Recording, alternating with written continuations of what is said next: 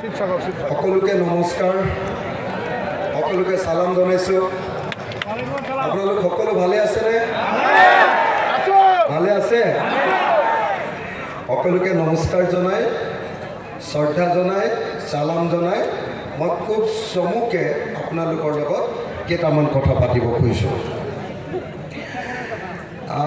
ইয়ালৈ আহি গম পালোঁ যে কাইলৈ অসমৰ মুখ্যমন্ত্ৰী ডাঙৰীয়া বোলে মানকাছাৰলৈ আহিব।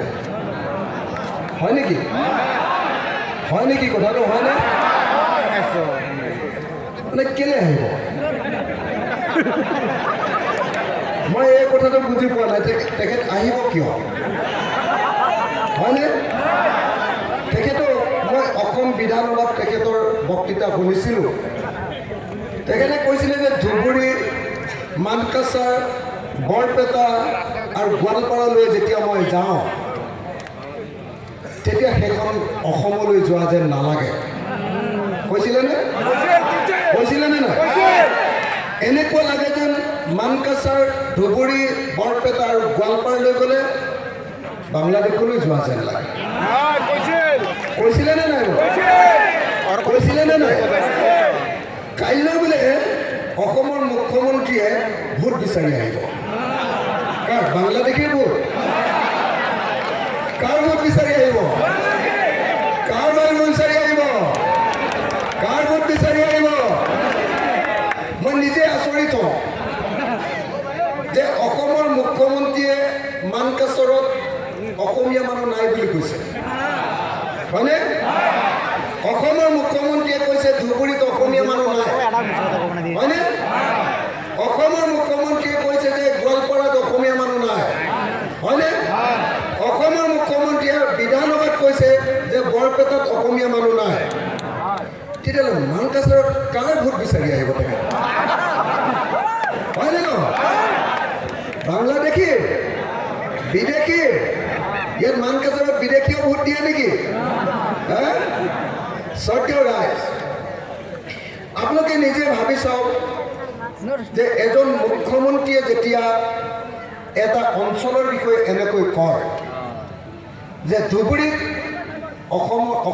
ধুবুৰীলৈ গ'লে মোৰ অসমলৈ যোৱা যেন নালাগে, ধুবুৰীলৈ গ'লে মোৰ এনেকুৱা লাগে যে মই বাংলাদেশলৈ গৈছোঁ, ধুবুৰীত কেৱল বাংলাদেশী লোকে বসবাস কৰে, হাত চিঙি মাৰি, হয়নে, এই অঞ্চলবিলাকত বাংলাদেশী লোকে বসবাস কৰে, এইবুলি যেতিয়া এজন মুখ্যমন্ত্ৰীয়ে ক'ব তেতিয়াহ'লে গোটেই অসমখনৰ মানুহে কি বুলি ভাবিব? কি বুলি ভাবিব? উজনি অসমৰ মানুহ যিবিলাক আপোনালোকৰ মানকাছাৰলৈ অহা নাই, যিবিলাক মানুহ হাত চিঙি মাৰিলৈ অহা নাই, যিবিলাক মানুহ কোনোদিন ধুবুৰীলৈ অহা নাই, যিবিলাক মানুহে কোনোদিন বৰপেটা দেখা নাই, যিবিলাক মানুহে কোনোদিন গোৱালপাৰা দেখা নাই, তেখেতসকলে ভাবিব যে গোৱালপাৰা, ধুবুৰী এইবিলাকত কেৱল বিদেশী লোকে বসবাস কৰে। হয়নে?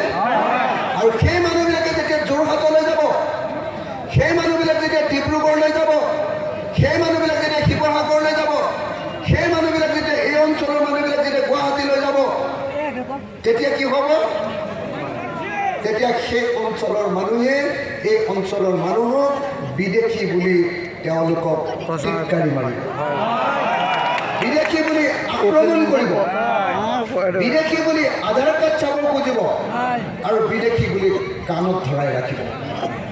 হয়নে নহয়? আজি যে অসমৰ সংখ্যালঘু ৰাইজে বাৰম্বাৰ উজনি অসমৰ বিভিন্ন ঠাইত গৈ অপমানিত হ'ব লাগে, গুৱাহাটীলৈ গ'লে যে অপমানিত হ'ব লাগে, দিল্লীলৈ গ'লে যে অপমানিত হ'ব লাগে, বেংগলোৰলৈ গ'লে কাম কৰিবলৈ গ'লে যে অপমানিত হ'ব লাগে, তাৰ কাৰণে জগৰীয়া কোন? মুখ্যমন্ত্ৰী। তাৰ কাৰণে জগৰীয়া বিজেপি চৰকাৰ হয়নে নহয়? চবে মতা নাই। তাৰ কাৰণে জগৰীয়া কোন? তাৰ কাৰণে জগৰীয়া কোন? তাৰ কাৰণে জগৰীয়া কোন? আপোনালোকৰ মানকাছাৰততো কোনো অসমীয়া মানুহেই নাই বুলি কৈছে, আপোনালোকৰ মানকাছাৰততো কেৱল বিদেশী লোকে আছে বুলি কৈছে, বাংলাদেশী লোকে আছে বুলি কৈছে। হয়নে নহয়? হয়নে নহয়? হয়নে নহয়? তাৰপাছত অসমৰ মুখ্যমন্ত্ৰীয়ে তেতিয়াহ'লে কাইলৈ কাৰ ওচৰত ভোট বিচাৰি আহিব? বাংলাদেশীৰ। মইতো ভাবোঁ যে কাইলৈ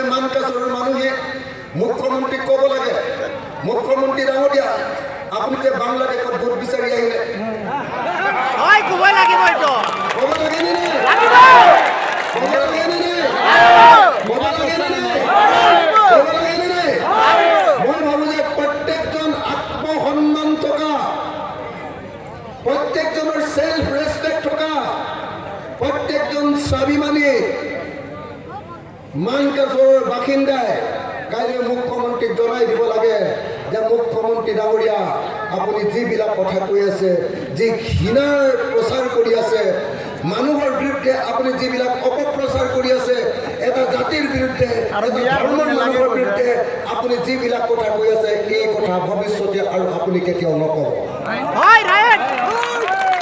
ক'ব লাগে নে নালাগে ক'ব লাগে নে নালাগে ক'ব লাগে নে নালাগে মইতো বুজি পোৱা নাই যদি ইয়াৰ পাছতো মই এইখিনি কথা কৈ দিয়াৰ পাছতো যদি কোনোবা মানুহে বুজি পোৱা নাই ইয়াৰ পাছতো যদি কোনোবা মানুহৰ গাত লগা নাই কথাটো ইয়াৰ পাছতো যদি ইয়াৰ গভীৰতা উপলব্ধি কৰা নাই তেতিয়াহ'লে নিশ্চয় আপোনালোকৰ গাতো কিবা গণ্ডগোল থাকিব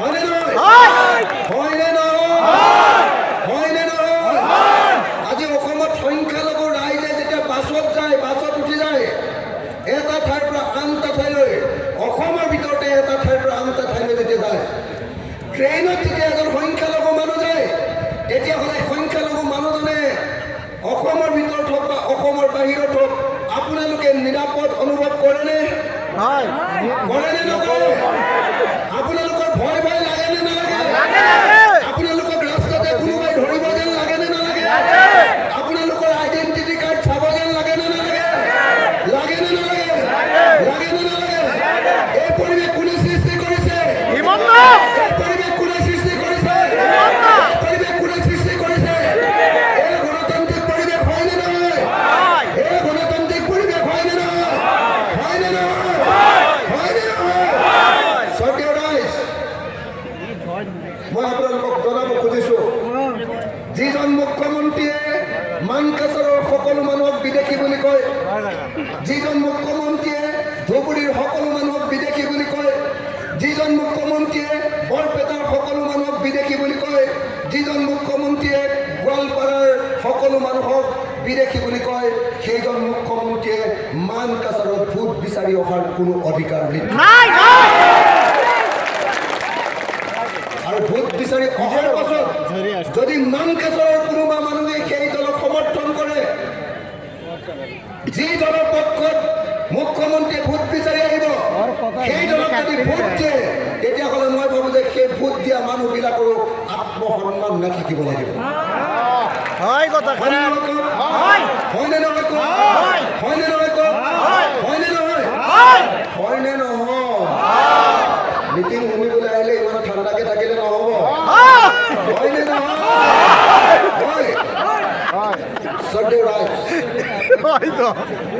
আজি অসমত সংখ্যালঘু মানুহক নিৰাপত্তাহীনতা বসবাস কৰিবলৈ বাধ্য কৰিছে ভয়ে বসবাস কৰিবলৈ বাধ্য কৰিছে টেনচনত বসবাস কৰিবলৈ বাধ্য কৰিছে আমাৰ চৰকাৰখনে নিজে হয়নে নহয় হয়নে নহয় হয়নে নহয় অসমৰ মুখ্যমন্ত্ৰীয়ে সদায় এনেকুৱা কথা কৈ থাকে নে নাথাকে অসমৰ মুখ্যমন্ত্ৰী অসমৰ সংখ্যালঘু ৰাইজৰ বিৰোধী হয়নে নহয় অসমৰ সংখ্যালঘু ৰাইজৰ আটাইতকৈ ডাঙৰ শত্ৰু কোন অসমৰ সংখ্যালঘু ৰাইজৰ আটাইতকৈ ডাঙৰ শত্ৰু কোন অসমৰ সংখ্যালঘু ৰাইজৰ আটাইতকৈ ডাঙৰ শত্ৰু কোন এই কথা যদি আপোনালোকে মুখ ফালি ক'ব নোৱাৰে চিঞৰি ক'ব নোৱাৰে তেতিয়াহ'লে আপোনালোকে সঁচাকৈ নিজৰ অধিকাৰ লৈ জীয়াই থাকিবলৈ কেতিয়াও সমৰ্থ নহ'ব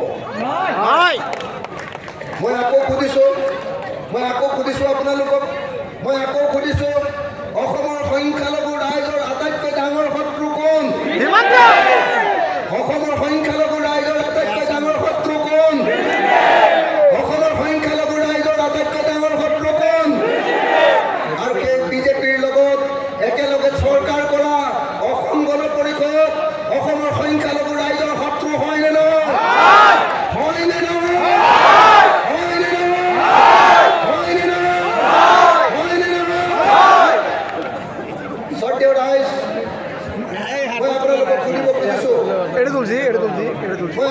সুধিব খুজিছোঁ কেইদিনমানৰ আগতে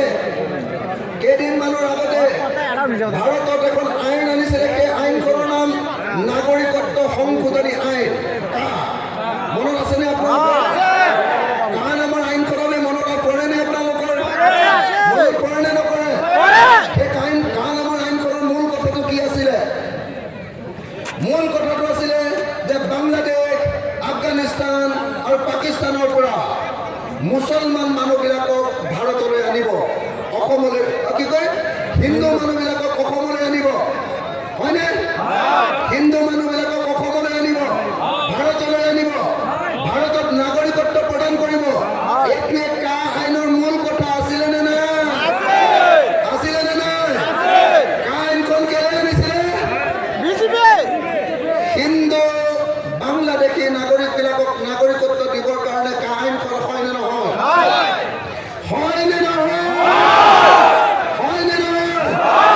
কা আইনখনৰ জৰিয়তে কি কৰিব খুজিছিলে কা আইনখনৰ জৰিয়তে বিদেশীক ইয়াতে নাগৰিকত্ব দিব খোজা হৈছে নে নাই ইয়াতে কিয় হিন্দু মানুহক কিয় নাগৰিকত্ব দিব খোজা হৈছে কিয় স্বৰ্গীয় ৰাইজ কিয় দিব খোজা হৈছে কিয় আপোনালোকে কওকচোন কিয় কাৰ জৰিয়তে অসমত কিয় হিন্দু নাগৰিকক নাগৰিকত্ব দিব খোজা হৈছে কিয়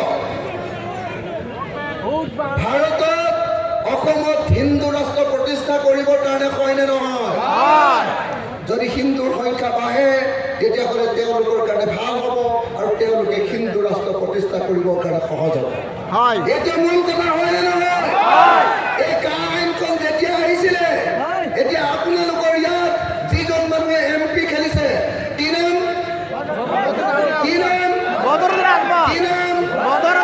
কোনটো পাৰ্টিৰ কোনটো পাৰ্টি অসম গণ পৰিষদ দলৰ হয় নে নহয় অসম গণ পৰিষদ দলে কা আইনখনৰ পক্ষত ভোট দিছিলে নে বিপক্ষত ভোট দিছিলে কা আইনখন হ'ব লাগে বুলি ভোট দিছিলে নে নাই হ'ব লাগিব বুলি ভোট দিছিলে নে নাই ভোট দিছিলে নে নাই যি দলে কা আইনৰ পক্ষত ভোট দি বাংলাদেশৰ পৰা হিন্দু নাগৰিক অসমলৈ আনিব লাগে বুলি কয় কিন্তু মানকাছৰত থকা মানুহক মাটিৰ পট্টা দিব লাগে বুলি নকয় কৈছে নেকি কেতিয়াবা ধুবুৰীত থকা মানুহক মাটিৰ পট্টা দিব লাগে বুলি নকয় কৈছে নেকি কেতিয়াবা তেতিয়াহ'লে সেই দলক আপোনালোকে ভোট দিয়া উচিত নে অনুচিত আপোনালোকে ভোট দিব নে নিদিয়ে সেই দলক ভোট দিব নে নিদিয়ে ভোট দিয়া উচিত নে অনুচিত মানুহবোৰ ইয়াত বৰ ঠাণ্ডা দেখিছোঁ ভাবি আছে বিজেপিতে ভোটটো মাৰিম বুলি ভাবিছিলে নেকি হাতীতে ভোটটো মাৰিম বুলি ভাবি আছে নেকি হাতীতে ভোটটো মাৰিম বুলি ভাবিছে নেকি নে তলা চাবিত মাৰিম বুলি ভাবি আছে তলা চাবিত নে হাতীত মাৰিব কিহত মাৰিব হাতত সঁচাকে মাৰিব স্বৰ্গীয় ৰাজ 2024 চনৰ নিৰ্বাচনটো ভাৰতৰ ৰাজনৈতিক ইতিহাসৰ আটাইতকৈ জটিল আৰু আটাইতকৈ গুৰুত্বপূৰ্ণ নিৰ্বাচন আপোনালোকে এতিয়ালৈকে যিমান ভোট দিছে আপোনালোকৰ ভোটটোৰ পৰা যিমান কাম আহিছে 2024 চনৰ নিৰ্বাচনত আপোনালোকে যদি এইবাৰ গণ্ডগোল কৰে তেতিয়াহ'লে দেশৰ কাৰণে অতি ডাঙৰ বিপদ নামি আহিব হয়নে নহয় এইবাৰ 2024 যদি বিজেপি জিকিবলৈ হয় ভাৰতৰ সংবিধানখন যে বদলাই পেলাব এইটো খবৰ আপোনালোকে পাইছেনে নাই সঁচাকে পাইছেনে নাই আমাৰ দেশৰ সংবিধানখন বদলাই গণতান্ত্ৰিক দেশৰ পৰিৱৰ্তে যে এখন ধৰ্মীয় দেশত মৌলবাদী দেশত পৰিণত কৰিব খুজিছে এই খবৰ আপোনালোকে জানেনে নাই 2025 চনত RSSৰ জন্ম 100 বছৰ পূৰ হ'ব RSSৰ জন্ম শতবৰ্ষৰ সময়ত ভাৰতক হিন্দু ৰাষ্ট্ৰ কৰিবৰ কাৰণে বিজেপি আৰু RSSে প্লেন কৰিছে 2024 যদি বিজেপি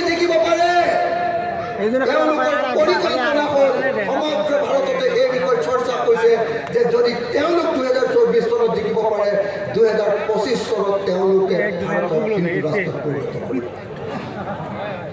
মই আপোনালোকক সুধিব খুজিছোঁ, ভাৰতক আপোনালোকে ধৰ্মীয় ৰাষ্ট্ৰত পৰিণত কৰাটো বিচাৰে নেকি? বিচাৰে নেকি? আপোনালোকে হিন্দু ধৰ্মীয় ৰাষ্ট্ৰ বা ইছলামিক ধৰ্মীয় ৰাষ্ট্ৰ কৰাটো বিচাৰে নেকি? ঠিক আছে, মই বুজিলো যে গণতন্ত্ৰই ভাল ৰাষ্ট্ৰ কৰাটো নিবিচাৰে, কিন্তু ভাৰতক ইছলামিক ৰাষ্ট্ৰ কৰাটো বিচাৰে নেকি? বিচাৰে নেকি? আফগানিস্তান যেনেকৈ ইছলামিক ৰাষ্ট্ৰ, পাকিস্তান যেনেকৈ মুছলমানৰ ৰাষ্ট্ৰ, ভাৰতক আপোনালোকে হিন্দু বা মুছলমানৰ ৰাষ্ট্ৰ কৰিব বিচাৰে নেকি? ভাৰতক আমি গণতান্ত্ৰিক দেশ কৰি ৰাখিব, ভাৰতক আমি ধৰ্মনিৰপেক্ষ দেশ কৰি ৰাখিব, ভাৰতত হিন্দু, মুছলমান, খ্ৰীষ্টান, জৈন, বৌদ্ধ, শিখ, সকলো ইছাই, সকলো ধৰ্মৰ মানুহে একেলগতে শান্তিৰে থাকিব খোজো। আৰু এই সকলো ধৰ্মৰ মানুহক ভাগ ভাগ কৰাৰ ঠিকা লোৱা পাৰ্টিটোৰ নাম হ'ল বিজেপি। আৰু 2 নম্বৰ পাৰ্টিটোৰ নাম হ'ল AIUDF।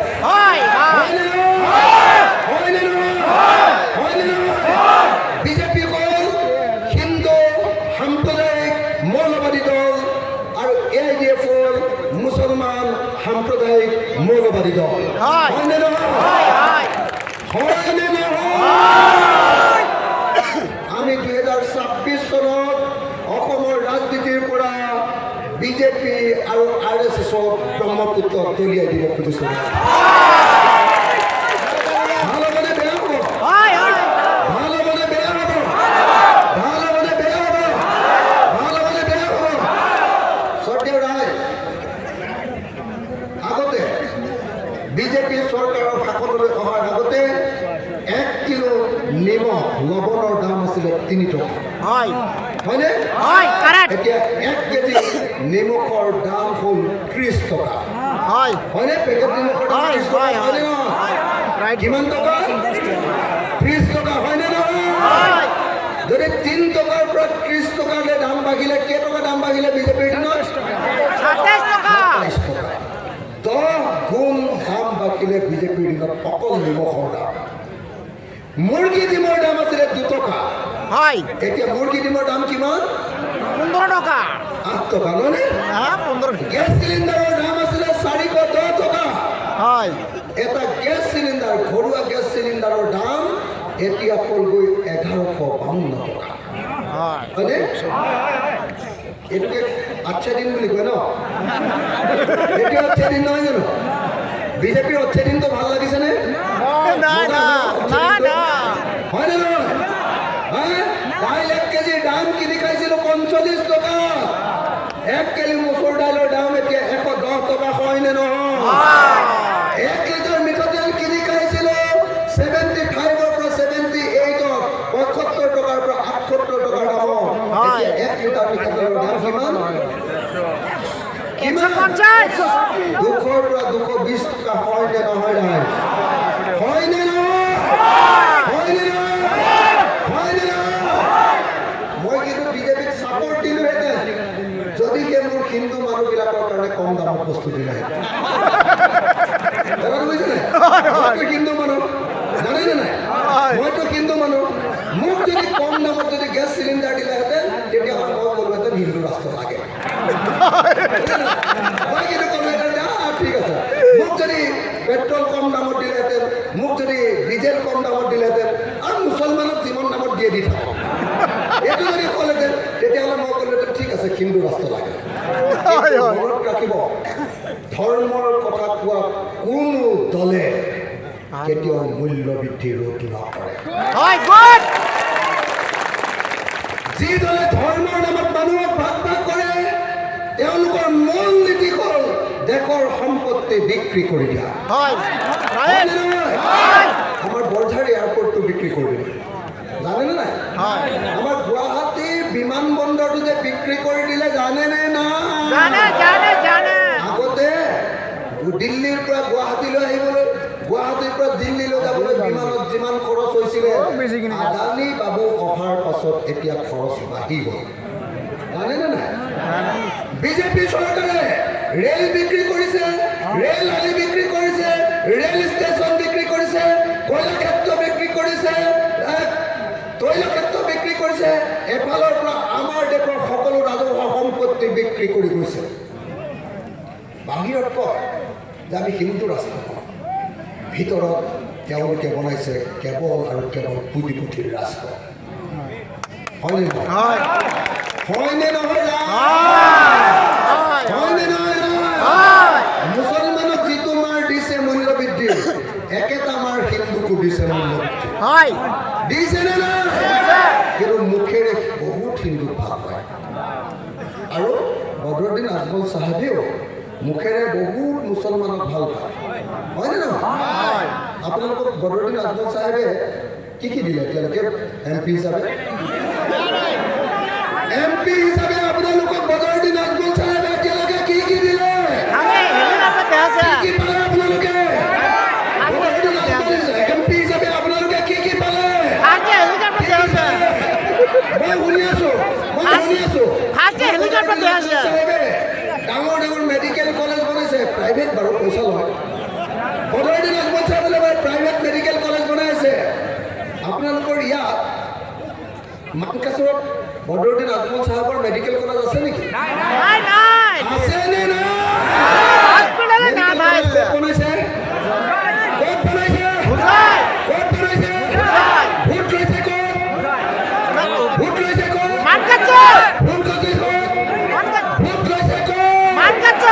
বদৰুদ্দিন আজমল চাহাবে ভোট লৈছে ক'ত? ধুবুৰীত। ক'ত লৈছে? ধুবুৰীত। আৰু মেডিকেল কলেজ ক'ত বনাইছে? বেপাৰটো ভাল লাগিছেনে? একে হয়নে? মোদীৰ নিচিনা বেপাৰটো একে হয়নে নহয়? হয়নে নহয়? মই শুনি আছো বোলে বদৰুদ্দিন আজমল চাহাবে আৰু কেইটামান কাম কৰিছে। মই শুনিছো বোলে দুখীয়া মানুহবিলাকক বদৰুদ্দিন আজমল চাহাবে পিলপিলি, টমটম, বেটেৰী ৰিক্সা বিলাই আছে। আপোনালোকৰ ইয়াত মানকাচৰত কিমান মানুহে বদৰুদ্দিন আজমল চাহাবৰ পৰা পিলপিলি বা বেটেৰী ৰিক্সা পাইছে? নোপোৱাবিলাকে হাত দাঙিব নালাগে, পোৱাবিলাকে হাত দাওঁ। পোৱাবিলাকে হাত দাওঁ। কোনে কোনে পাইছে?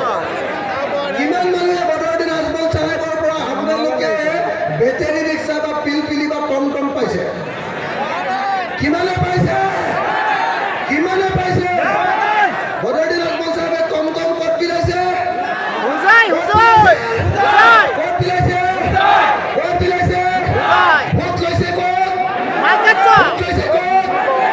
ভোট লৈছে ক'ত? ভোট লৈছে ক'ত? বেপাৰটো কেনেকুৱা লাগিছে? ভাল লাগিছেনে?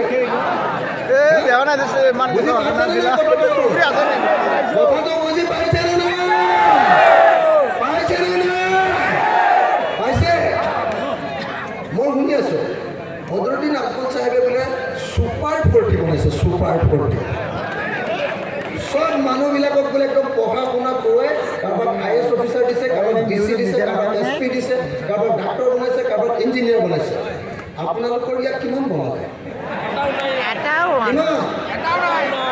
কিমানজন মানুহে ইয়াত ছুপাৰ 40ত নাম বনাই, কিমান ডেকা ল'ৰাই ইয়াত চাকৰি পালে? বদৰুদ্দিন আজমলৰ ডাঙৰীয়াৰ ছুপাৰ 40ত নাম লগাই কিমানে ইয়াতে চাকৰি পালে? কিমানে পালে? কিমানে পালে? তেতিয়াহ'লে ছুপাৰ 40 ক'ত কৰিছে? ক'ত কৰিছে? ক'ত কৰিছে? ভোট লৈছে ক'ত? ভোট লৈছে ক'ত? ভোট লৈছে ক'ত? ভোট লৈছে ক'ত? বেপাৰটো কেনেকুৱা দেখিছে? ভালো লাগিছে। বেপাৰটো ভালনে? মই শুনিছো যে আজমল চাহাবে বোলে 3টা বস্তু আপোনালোকক দিছে। মই শুনিছো দেই, মই গম নাপাওঁ। মই আহিছোৱে বেছি দিন হোৱা নাই ইয়াতে, আজি 10 দিনমান হৈছে। 7 দিন নে 10 দিন। মই শুনিছো ইয়ালে এই বোলে বদৰুদ্দিন আজমল চাহাবে ঈদৰ সময়ত ইয়াৰ AIDFৰ লিডাৰবিলাকৰ ওচৰলৈ বৰ ধুনীয়া ধুনীয়া খেজুৰ পঠিয়াই দিয়ে। হয় নেকি? মই শুনিছো বোলে অকল 3টা বস্তু বদৰুদ্দিন আজমল চাহাবে দিয়ে। এটা হ'ল ঈদৰ সময়ত খেজুৰ, 2 নম্বৰ বানপানীৰ সময়ত মানুহে হুলস্থুল কৰিলে আধা লিটাৰকৈ ঠাণ্ডা পানী, হয়নে? আৰু 3 নম্বৰ ইলেকশ্যনৰ সময়ত বোলে আপোনালোকক হয় নেকি? ভুল দিয়ে বোলে হয় নেকি? এই তিনিটা বস্তুৱে দিয়ে বুলি শুনিছোঁ, হয় নেকি কথা? ইয়াকে বদৰুদ্দিন আজমল চাহেবৰ মেজিক, হয়নে? দেখিছে ইমান 15 বছৰ এনেই ভোট পাইছে নেকি? ফুল নিদিয়াকে ভোট পাইছে বুলি ভাবিছে নে? কিমান কষ্ট হৈছে ফুল দিওঁতে, হয়নে নহয়? হয়নে নহয়? হয়নে নহয়? হয়নে নহয়? সদ্য মই আপোনাক আৰু কেইটামান চিৰিয়াছ কথা পাতিম। আপোনালোকে ধৰিব পাৰিছে নে? মই যদি ধেমালি কৰি কৰি কৈ আছোঁ, কথাখিনিতো বুজি আছে? বুজি আছে নে নাই? যোৱা 3 দিনৰ আগত বদৰুদ্দিন আজমল চাহেবে ক'লে যে এইবাৰ মোক MP জিকাই দিয়া, মই অসমত 420খন মাদ্ৰাছা খুলি দিম। শুনিছেনে কথাটো? শুনিছো। খবৰটো পাইছেনে? পাইছেনে নাই? আপোনালোকৰ ইয়াত সঁচাকৈ আপোনালোকে মাদ্ৰাছা খুলিবৰ কাৰণে তেখেতক MP বনাই আছে নেকি? মাদ্ৰাছা খুলিবলৈ কৈছে নেকি আপোনালোকে? যদি খুলিবলৈ কোৱা নাই তেতিয়াহ'লে কেলে 420খন মাদ্ৰাছা খুলিম বুলি কৈছে? কিয়? কি জানে? মইতো শুনি আছো যে ইয়াতে বদৰুদ্দিন আজমল চাহেবে যোৱা 15 বছৰত এখন মাদ্ৰাছা খোলা হয়, খোলা নাই। বৰং বদৰুদ্দিন আজমল চাহেব ইয়াত MP হৈ থাকোঁতে হিমন্ত বিশ্ব শৰ্মাৰ চৰকাৰে ইয়াত বোলে বহুত মাদ্ৰাছা ভাঙিহে দিলে। হয়, ভাঙিছে। হয় নেকি বাৰু? হয়। হয় নেকি বাৰু? হয়। তেতিয়াহ'লে ইলেকশ্যনৰ সময়ত 420খন মাদ্ৰাছা কেলে বনাম বুলি কৈছে? কেলে? ভোট লাগে। আৰে পলিটিক্সটো যদি বুজি নাপায়, সদায় আমাক এনেকে খাই থাকিব পলিটিচিয়ান কেইটা। বুজি পাইছেনে নহয়? হয়, পাইছো। তাৰমানে যদি মাদ্ৰাছা 420খন বনাম বুলি কয়, আমাৰ উজনি অসমৰ মানুহৰ মাথাটো গৰম উঠি যাব। ইয়াতে ইছলামিক ষ্টেট বনাব, ইয়াতে মুছলমানৰ বস্তু বনাব, হয়নে নহয়? গুৱাহাটী মানুহৰ খং উঠিবনে নাই? হিন্দু মানুহৰ খং উঠিবনে নাই? খং উঠিলে হিন্দু মানুহে ভোটটো ক'ত মাৰিব? বিজেপি। ক'ত মাৰিব? বিজেপি। ক'ত মাৰিব? বিজেপি। কেনেকুৱা দেখিছে বেপাৰটো? হয়। ভালনে? ভাল। 2021 চনৰ আগত 2021 চনৰ নিৰ্বাচনৰ ওচৰত বদৰুদ্দিন আজমল চাহেবৰ পুতে তেখেতে কৈছিলে বোলে এইবাৰ অসমত লুঙি আৰু টুপিৰ চৰকাৰ হ'ব। কৈছিলে নে নাই? আপোনালোকে পাহৰিছে চাগে? পাহৰিছে নেকি? কৈছিলে নে নাই? কি বুলি কৈছিলে? লুঙ্গি টুপি চৰকাৰ হ'ব। 2021 চনৰ নিৰ্বাচনত কৈছিলে যে এইবাৰ অসমত লুঙি আৰু টুপিৰ চৰকাৰ হ'ব। কৈছিলে নে? কৈছিল। তাৰমানে মুছলমানৰ চৰকাৰ, মিয়াৰ চৰকাৰ হ'ব বুলি কৈছিলে। হয়নে? হয়। হ'লনে নাই? হৈছে। হ'লনে নাই? হৈছে। মামা হৈছে, মামা। চৰকাৰ মামা হৈছে। অসমত কেতিয়াবা মিয়াৰ চৰকাৰ, মুছলমানৰ চৰকাৰ হ'ব নেকি কেতিয়াবা? হ'ব নেকি কেতিয়াবা? হ'ব নেকি কেতিয়াবা? অসমত 126জন MLA আছে, হয়নে? হয়। 126 জনৰ ভিতৰত আগতে মুছলমান মানুহে 34জনক জিকাব পাৰে, 34। এতিয়া হিমন্তই সমষ্টিবিলাক কাট কাটি এতিয়া মুছলমানৰ কাৰণে অকল 22টা সমষ্টি বনালে। কেইটা? 22টা। আছিলে কেইটা? 36। আছিলে কেইটা? 34। এতিয়া হ'ল কেইটা? আছিলে কেইটা? ইমান দিলা মানুহৰ কাৰণে আপোনালোকক ভোটৰ দিনত আপোনালোকক ভোট ল'বই, মই গম পাওঁ। আপোনালোক ঢিলা, আপোনালোকৰ নিজৰ ৰাজনৈতিক অধিকাৰৰ কথা কৈ থাকোঁতে আপোনালোকৰ মুখত মাত নাই। বুজি পোৱা নাই ন? মই কৈ আছোঁ মুছলমান মানুহবিলাকৰ ৰাজনৈতিক অধিকাৰৰ কথা, সংখ্যালঘু মানুহবিলাকৰ ৰাজনৈতিক অধিকাৰৰ কথা। হিমন্ত বিশ্ব শৰ্মাই আপোনালোকৰ ৰাজনৈতিক অধিকাৰ হৰণ কৰিছে। আপোনালোকে মনত আছেনে নাই? 34টা আপোনালোকৰ সমষ্টি আছিলে, হয়নে নহয়? তাৰ পৰা এতিয়া আপোনালোকৰ সমষ্টি জিকিব পৰা সমষ্টি কৰি দিলে 22টা। এতিয়া ধুবুৰীত আছিলে 18 লাখ ভোট, আপোনালোকৰ ইয়াত কৰি দিলে 29 লাখ ভোট। কেলে বাৰু? কেলে কৰি দিলে? ডাউন কৰলো। কেলে কৰি দিলে? এইটো মুছলমানৰ গুদাম বনাই দিছে বৰপেটাৰ পৰা যাতে মুছলমানখিনি কাটি আনিব পাৰে আৰু বৰপেটাত যাতে হিন্দু মানুহে জিকিব পাৰে কৈ কথাটো বুজিছেনে না হয় হয় হয় হয় আপোনালোকে গদৰ দিনকে ভোট দিয়ক মোৰ নালাগে যদি বুজি নাপায় মইতো গদৰ দিনকে ভোট দিবলৈ কওঁ বুজি পাইছেনে নাই